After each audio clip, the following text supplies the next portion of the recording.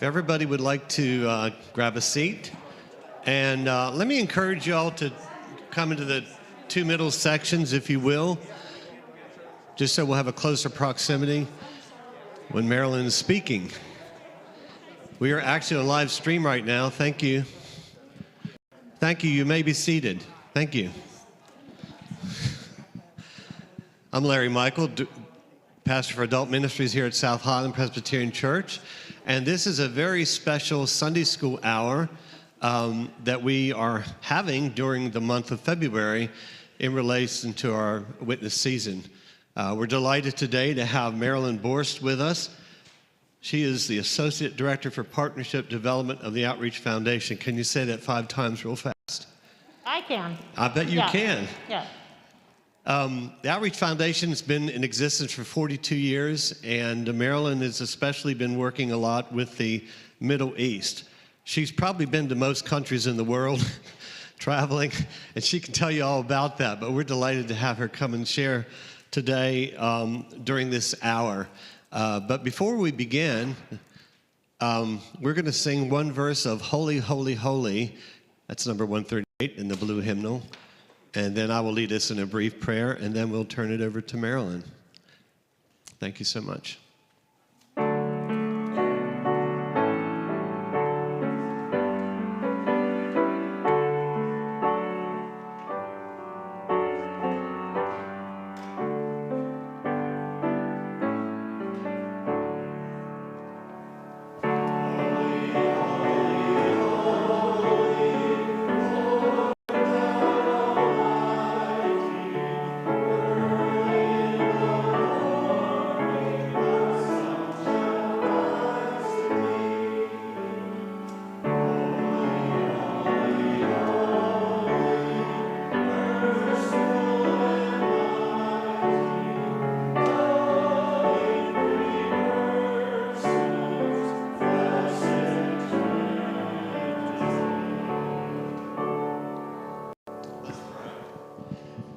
Dear God, we are so grateful for this hour, this time that we can share. Thank you for bringing Marilyn to us.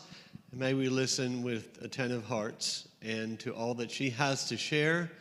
May you ignite our passion for mission in every way, both here at home and overseas as well. We give this hour to you now. In Christ's name, amen. Thank you, Marilyn. Thank you. Well, and that answers my question. I don't need that mic because I'm mic'd right here. Greetings to all of you. What a wonderful turnout on this cold day. And I feel like the runners back here, or at least the audience, has kind of been encouraging us all morning with that. Paul says, we run the race that is set before us, and it's kind of like being lived out here in our presence. And actually ties in nicely to the message that I am delivering here today, not this moment, but in the sermon of being mutually encouraged.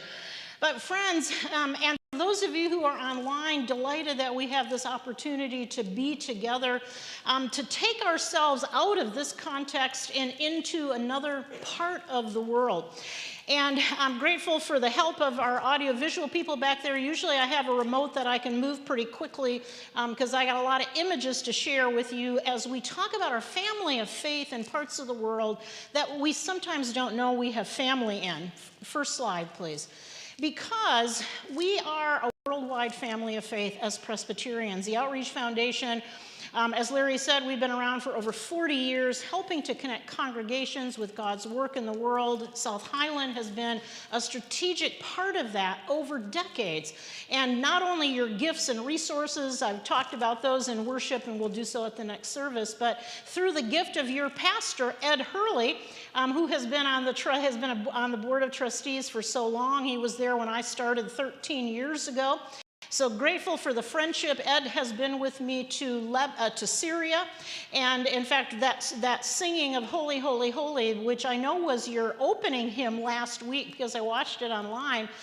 Ed and I and 10 other friends stood in the sanctuary of the Presbyterian Church in Damascus about 3 years ago, stood right here where I'm standing, but in the Presbyterian Church in Damascus, and we sang Holy, Holy, Holy together in perfect harmony, which was not an easy thing to do because there were 8 men and 2 women, And so my colleague Julie Burgess and I, we had to really step up to the plate to carry the treble line against 8 guys bellowing behind us, but we kind of did our part.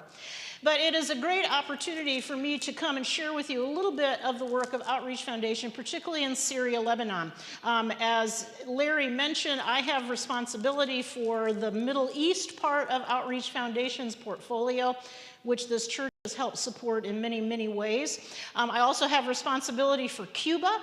And so in all of those places, Outreach Foundation shows up on a regular basis. And what I want to share with you at the kind of the urging of Ed, he knows that this past year, as Outreach has finally gotten back on the road again, I was able to return to both Lebanon and to Syria in 2 different trips. In Lebanon in May of this past year, and very recently in October to Syria, to be with our Presbyterian partners there who are part of what is called the National Evangelical Synod of Syria and Lebanon. That is our Presbyterian family. So 2 different countries, but the church is one in both of those places. And this picture that you're seeing here kind of summarizes that, because the gentleman on the left, as you're looking at the screen, is Reverend Joseph Kassab, who Joseph is the General Secretary of the Synod of Syria, Lebanon. So he is the person who runs the Synod and the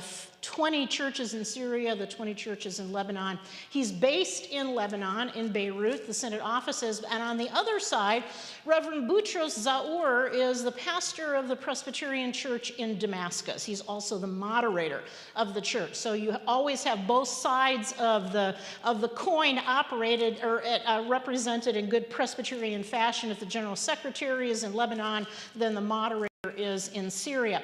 And these, dear friends, are some of the guiding influences of the work of the Outreach Foundation. We have been connected in that part of the world through my connections long before Outreach Foundation. Made my first trip to Syria and Lebanon in 1996.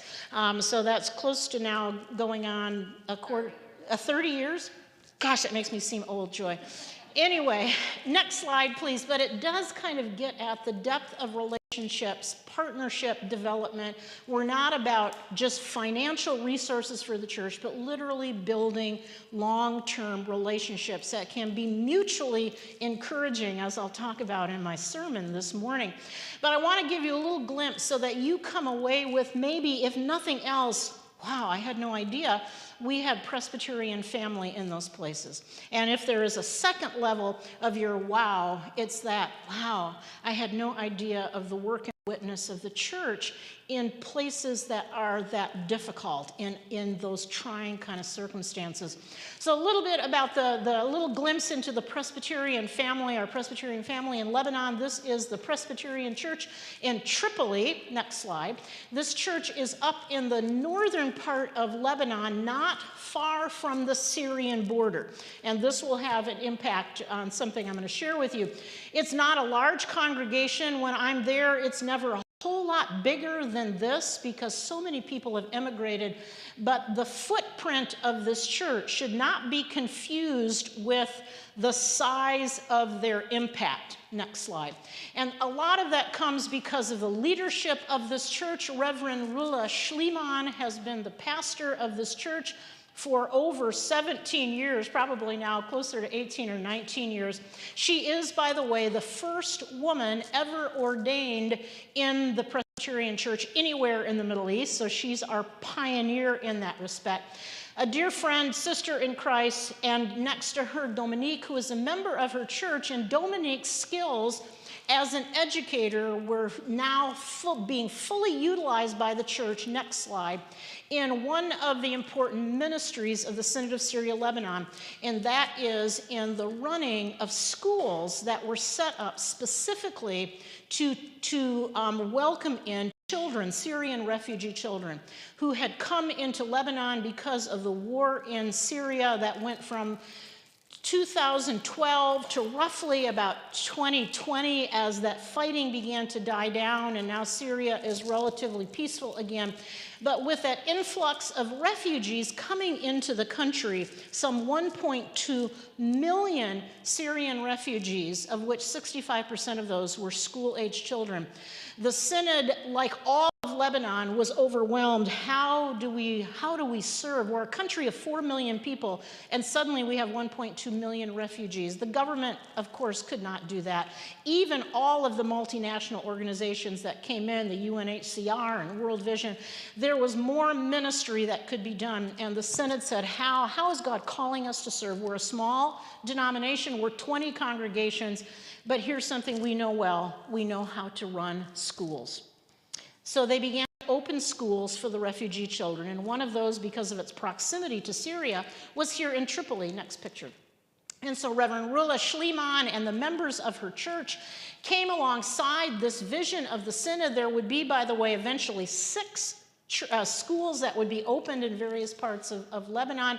But this one here in Tripoli, you see the kids here, next slide, which I just visited in in August of this past year. Next slide. I wanted you to look into the faces of these little bumpkins, these little beacons of energy. Next slide. This was actually the first day that the school had been opened after the pandemic had closed down all the educational institutions. So the children were so eager to be in their classroom with their teachers.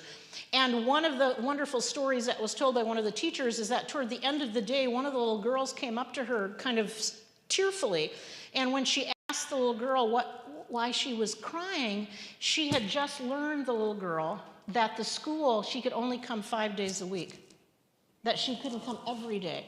And this was sad for her. Now keep in mind, these are children who have never been in a regular school.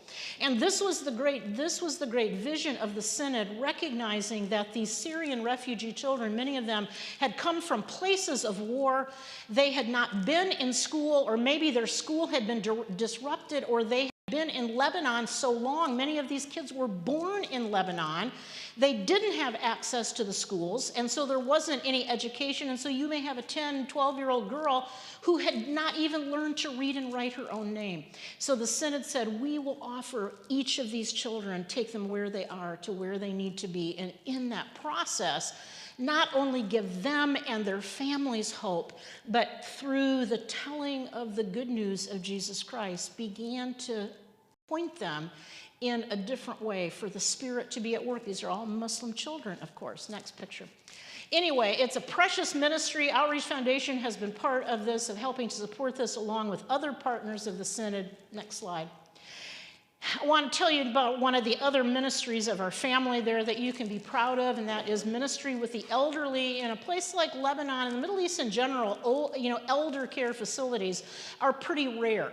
And one of the reasons for that is that, the tradition culturally in the Middle East is that the elderly stay in the home, or they move into the home with the extended family.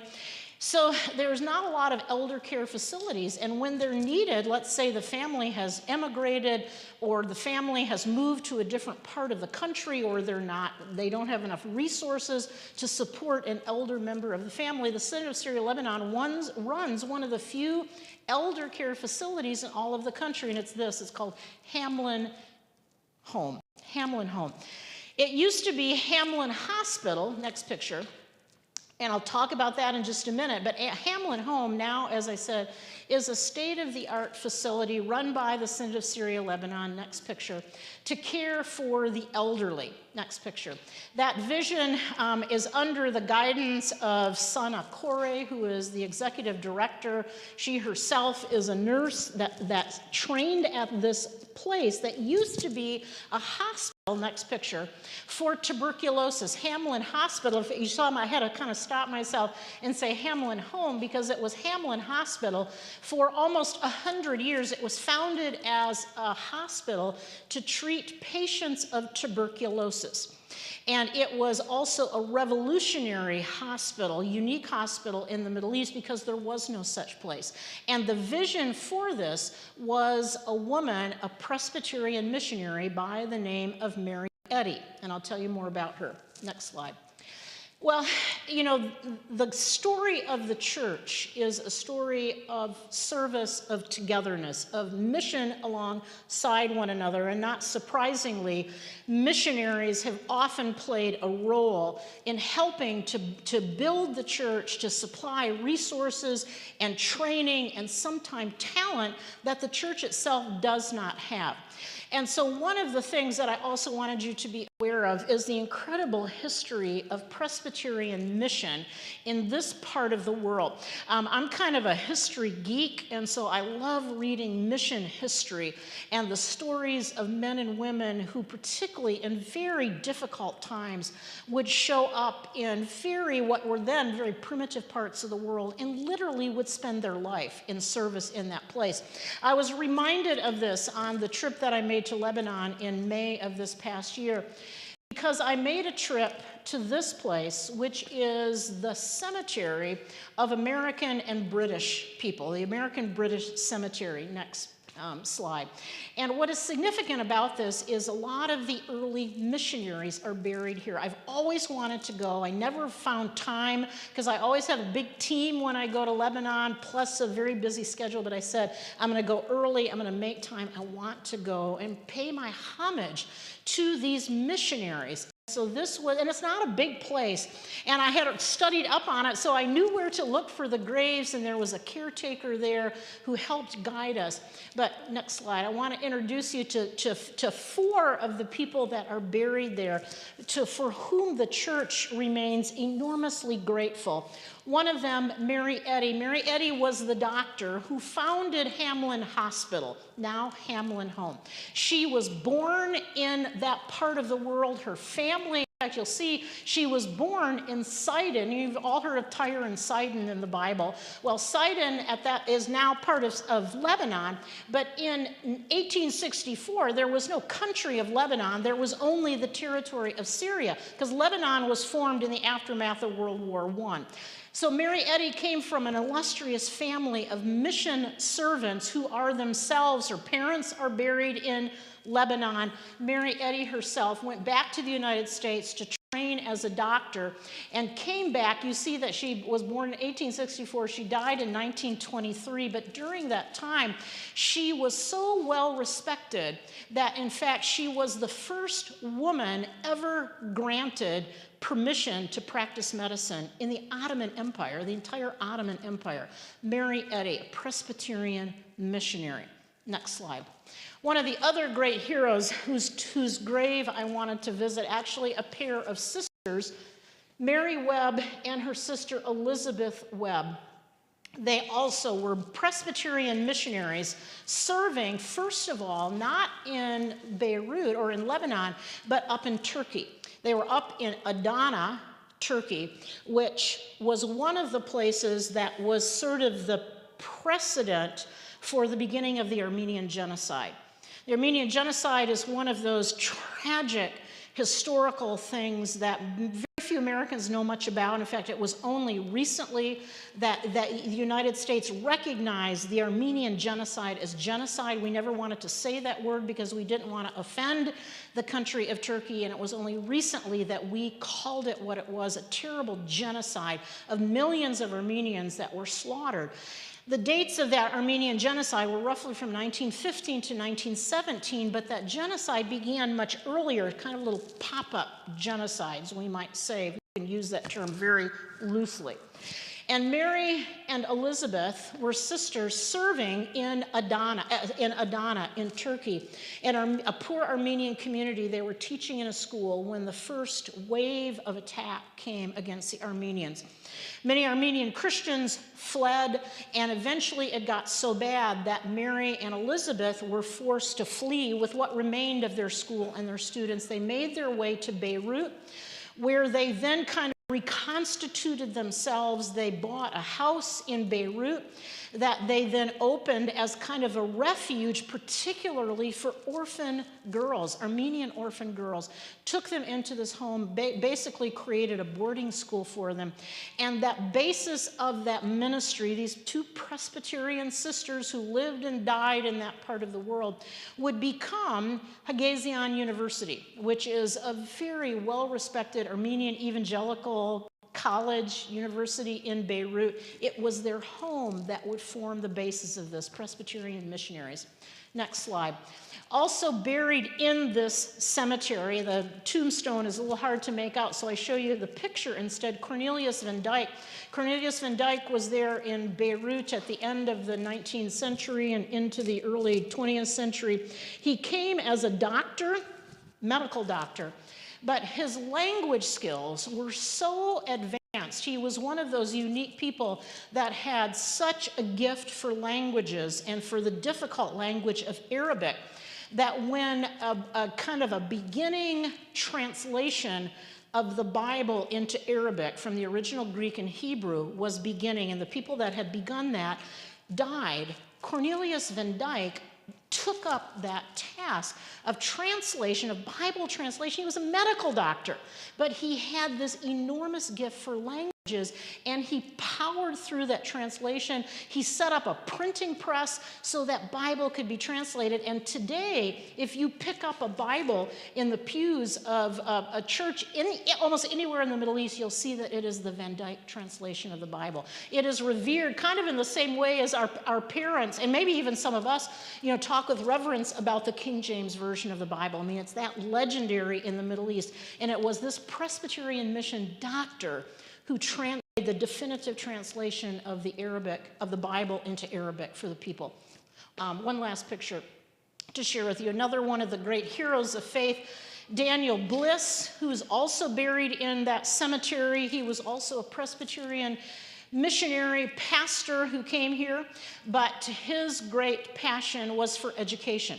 And not only just for little kids, but his vision was to form the first university for Christians in the Middle East, which he did. And that little kind of nascent university or college as it started out would become AUB, the American University in Beirut, which is today considered the premier educational institution anywhere in that part of the world. AUB, Daniel Bliss, Presbyterian missionary. This is the heritage that we have in this place. Next picture.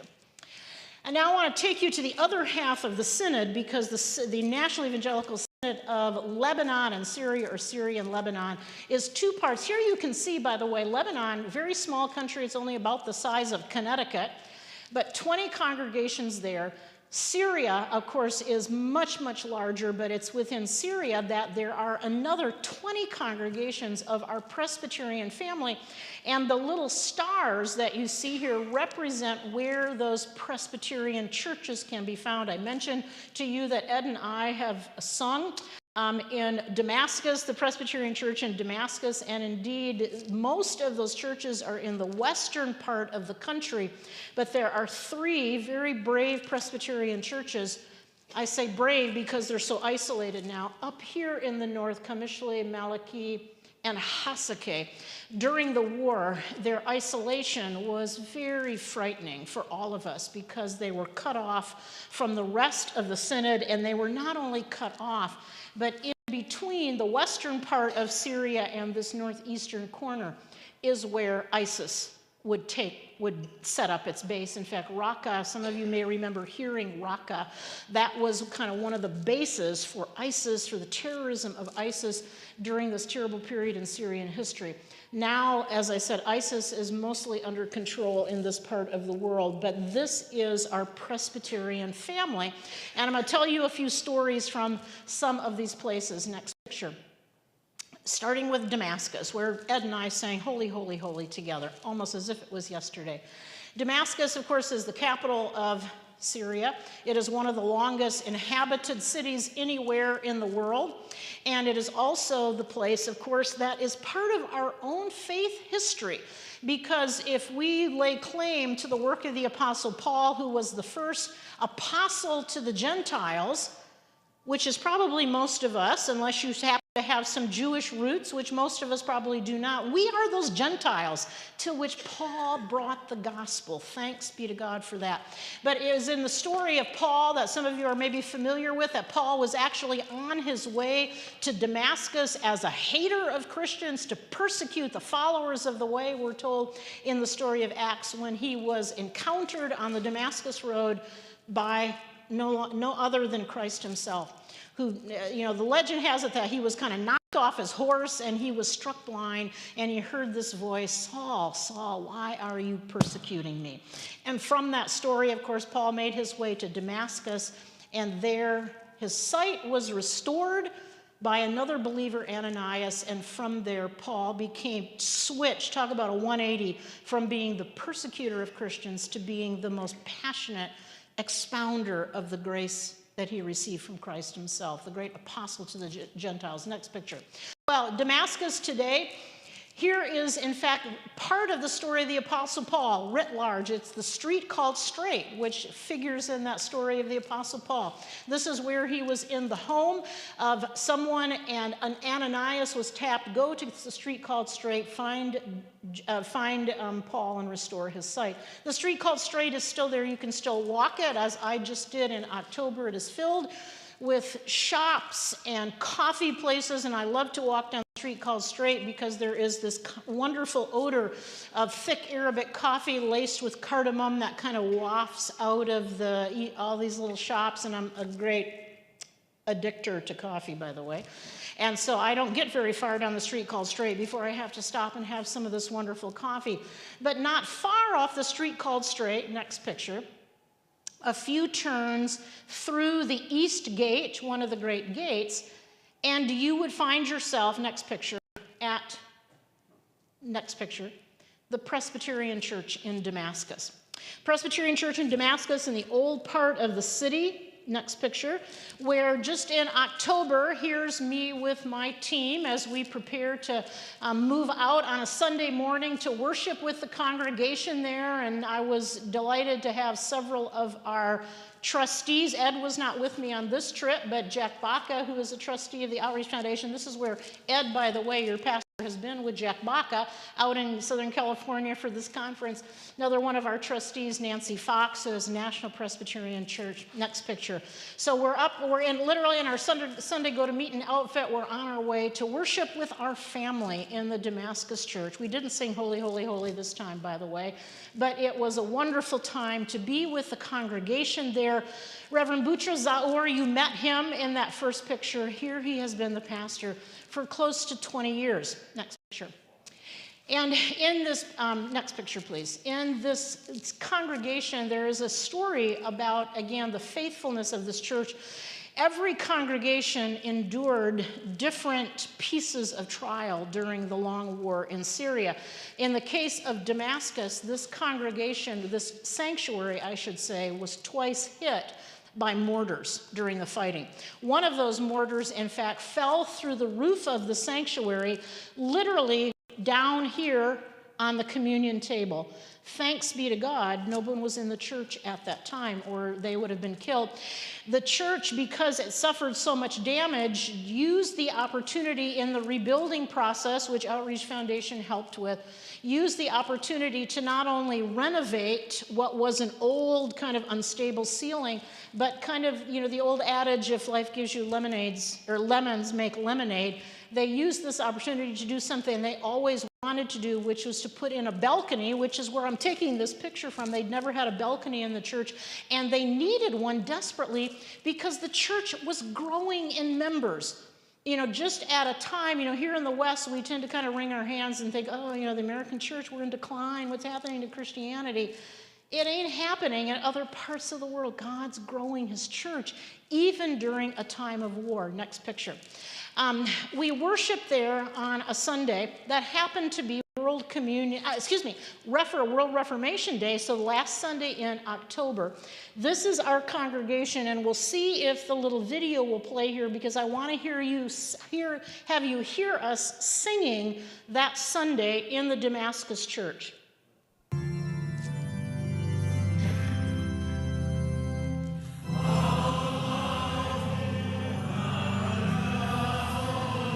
Sound familiar?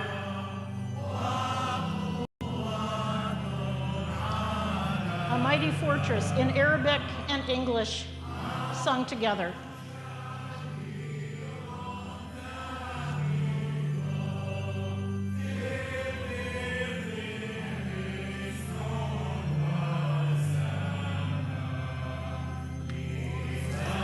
can stop. The point I wanted to share here is that we are much more alike than we are different. Even with our family of faith that far away, there we stood singing the great hymn of faith together on one of the great marker Sundays in our history of Reformation Day. After church, we had an interesting opportunity, one of those kind of opportunities you can't pass by. We had been approached by one of the Syrian news stations. They wanted to come and do an interview with us of these Americans who were in Syria. And of course, they knew this was not the first time we had been in Syria. In fact, we were one of the few groups that had been in Syria pretty regularly during the war. Sometime when you have an opportunity, and if you haven't met Joy Boone, Joy, stand up so they can see you. Stand up, come on. Joy Boone is a dear friend. She's a relative new member of your congregation. Her husband, Tom, you may have met before, but Tom is also going to be speaking next week. Tom Boone is a pastor. He's a new staff of outreach. But the Boones have been much on the road with me, and one of the places they have been is Syria. And they were in Syria with me in the middle of the war and can tell stories of being in their hotel room in Aleppo and hearing artillery on the outskirts of town.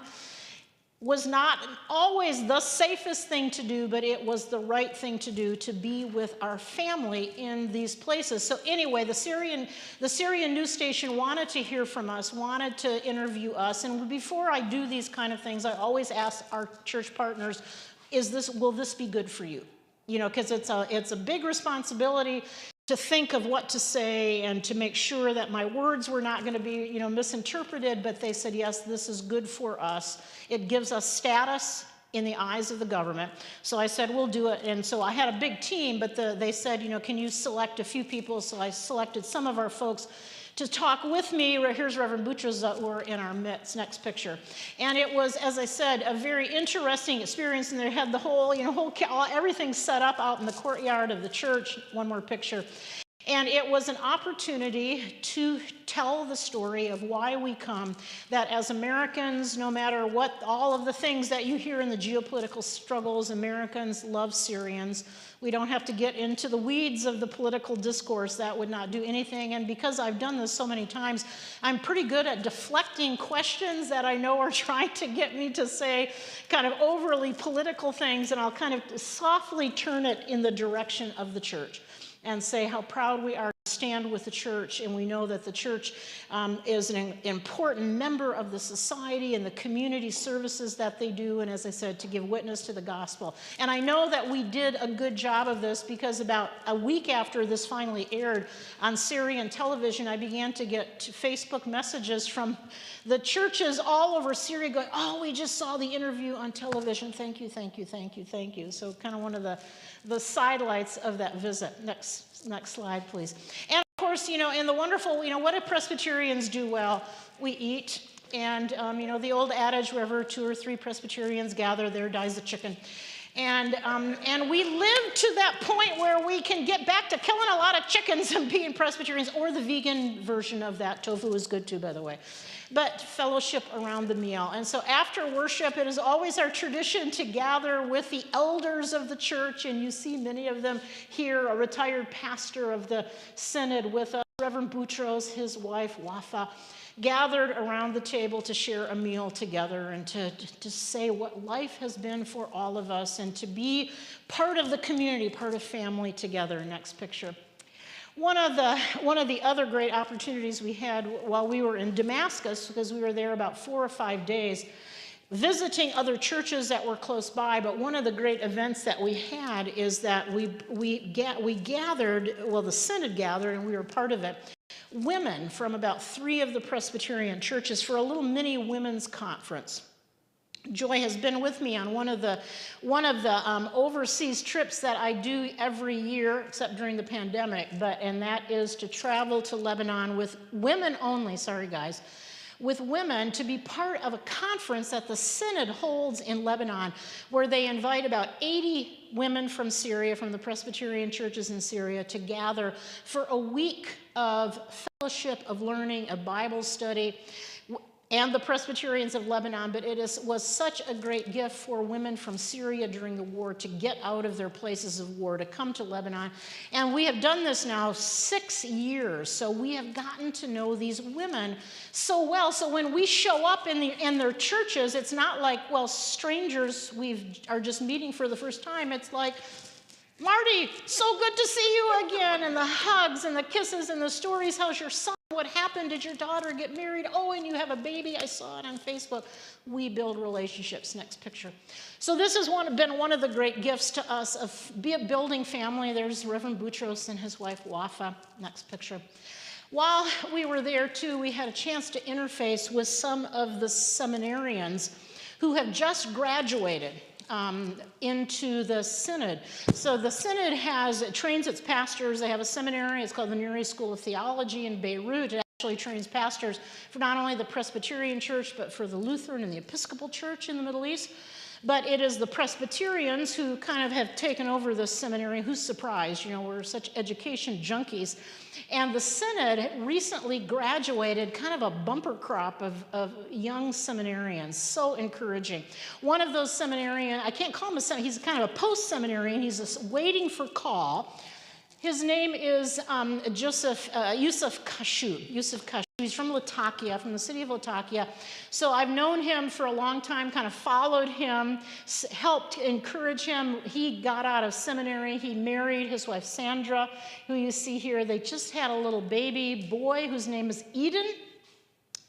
And they are serving temporarily alongside Pastor Boutros, kind of like you have seminary interns here. You know, it's a great way to kind of show them different pieces of ministry. And the way the Synod works is they will have these seminarians, and they'll kind of move them around the country into different places of ministry. So sometimes it's the big flagship church that's Damascus. Sometimes it's out in the middle of nowhere, one of those small churches up in the northeast part of Syria, to kind of give them a sense of ministry. And then at that point, find them in a final place of call. But the good news story is God continues to train up leaders for the future. Sandra, by the way, did her degree at Neri School of Theology as well.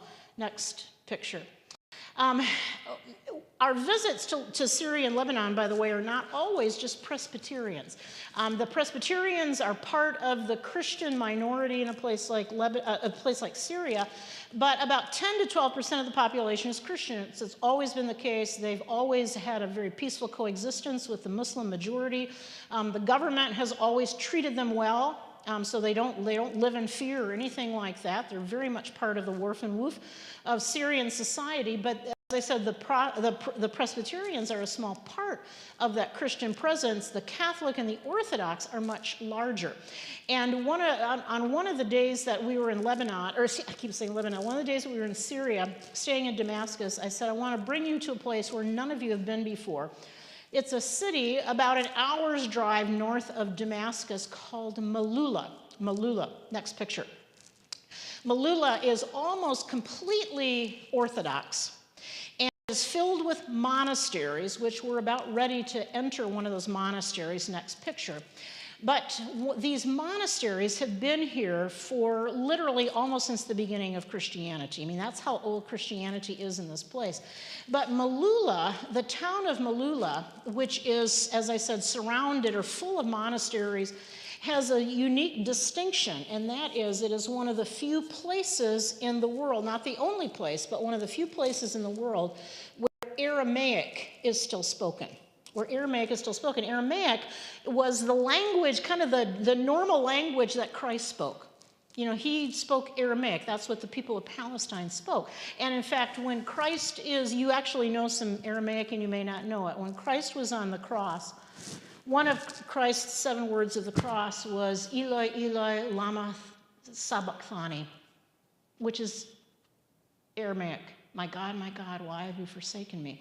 So in this town of Malula, it's one of the few places where Aramaic, they speak Arabic as well. That's the language of Syria, but they still speak Aramaic. So it is this microcosm, kind of the condensation of the history of the faith in this place. Next picture.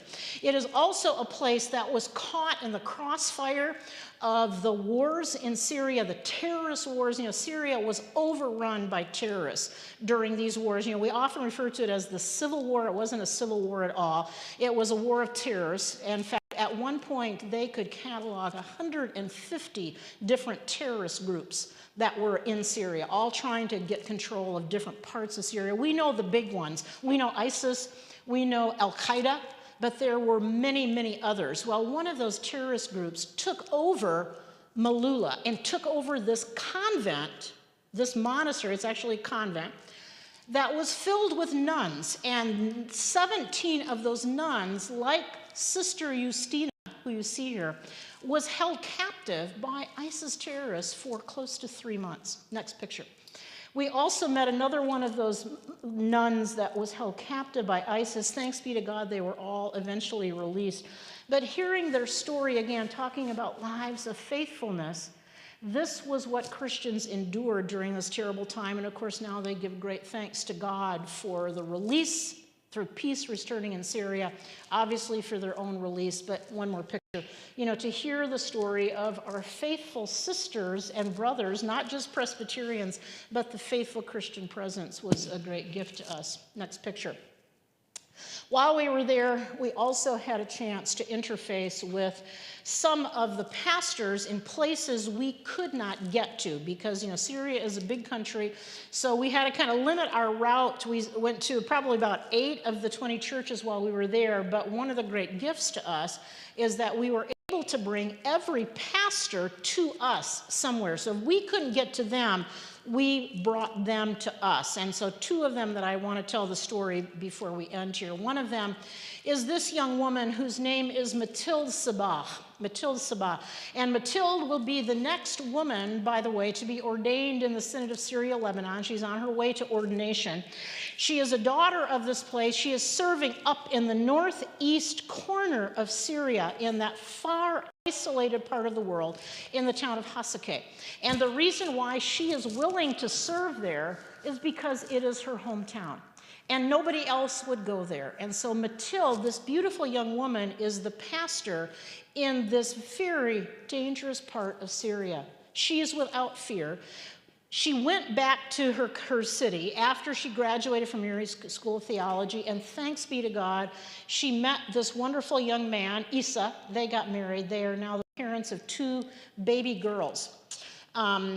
And so she is a mother, she is a wife, she is a fearless pastor in a dangerous part of the world. You talk about getting inspired by those who serve their Lord and hear the call no matter what. This beautiful young woman is doing that in Syria.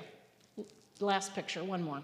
Last pastor to tell just a hint of his story.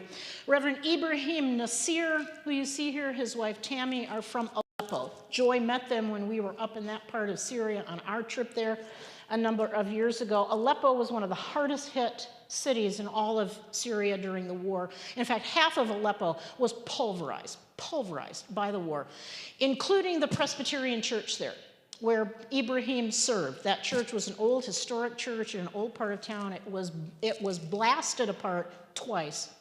They rebuilt the church in another part of town, despite the fighting that was still going on. As a witness to the community, the church is still here.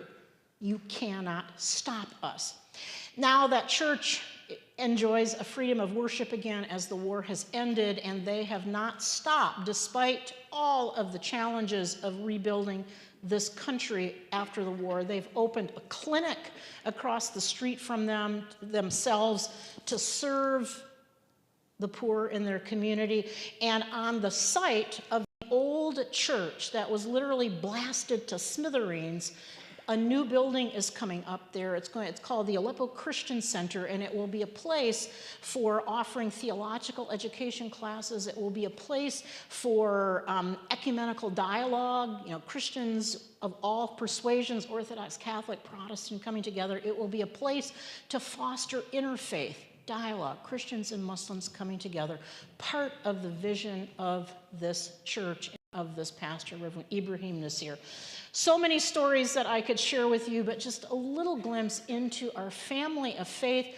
If you want to know more about what God's doing in this part of the world, would welcome you to the website of the Outreach Foundation, where you can go find our Middle East kind of cluster of projects and partners, and find the Synod or the Syria-Lebanon Partnership, and you can go and you can read story upon story upon story of the faithful witness of the church in these difficult places, and they are family. So thank you to this congregation who has supported the efforts. In fact, I would be remiss to not quickly say that in 2017, in the heart of this war, one of the great needs of the Aleppo church is they needed a bus to go around town to pick up children for the Sunday school, to pick up their members, because Aleppo was basically in ruins. Most people don't have cars. They rely upon buses or taxis. None of those were operating during the war. They said, can you help us get a bus? Well, you know who helped buy that bus?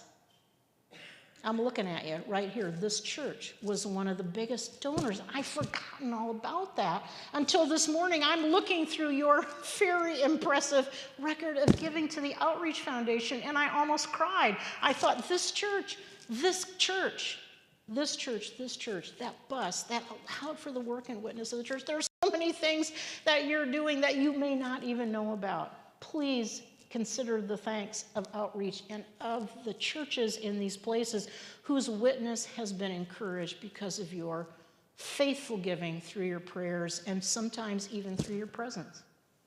I'm going to have to stop there. I can take maybe a few minutes, I'm told, of questions or comments. And thanks to all of you who are watching online. Thanks to our guys who are running the feed here to these, and hopefully these showed up well, to our home congregation who is watching. I'm waving wherever that camera is. Anyway, would love to receive any questions or comments. We have a few minutes, and I'll kind of repeat them back so they can be heard.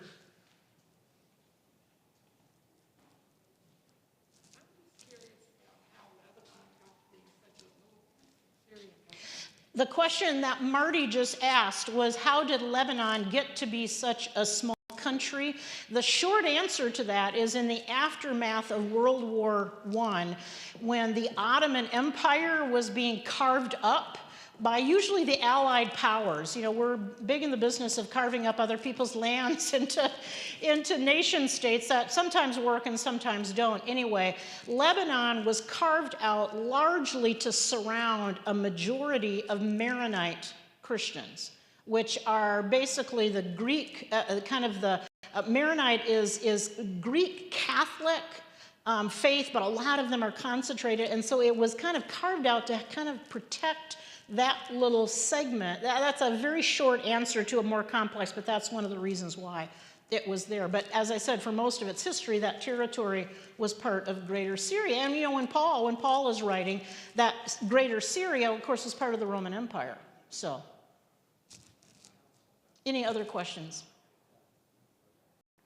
Okay, then I'm going to say a blessing prayer, and then we'll get on our way. And if you are coming into worship, glad to share a few more stories with you as well. So, Father, we do thank you for this glimpse into our family of faith far away, knowing that you stand with them, that you embrace them, that you empower them with your Holy Spirit in what seems to be almost impossible odds. But we thank you for their legacy of faith and faithfulness that inspires us, and we hope makes us just a little bit braver to give witness to the only good news that we can rely on, the good news that Jesus is Lord. And it's in his matchless name that we pray. Amen. Thank you all.